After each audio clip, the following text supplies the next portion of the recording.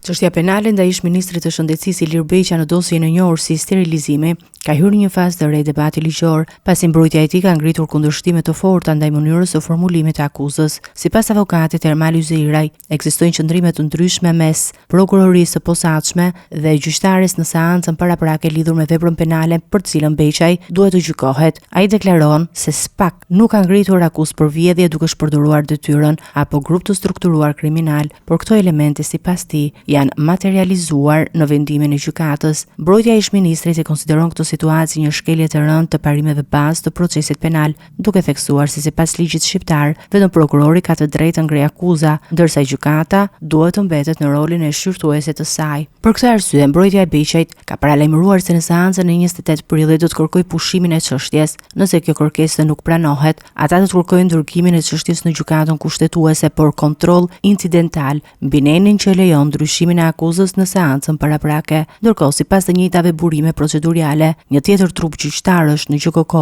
ka vijuar procesin për të bashkëpandehurit në këtë dosje, duke rrëzuar vetëm pjesën e akuzës që lidhet me grup të strukturuar kriminal, ashtu siç ishte propozuar nga gjyqtarja e seancës paraprake. Çështja mbetet ende e hapur dhe pritet të sjellë zhvillime të mëtejshme në vijim të procesit gjyqësor.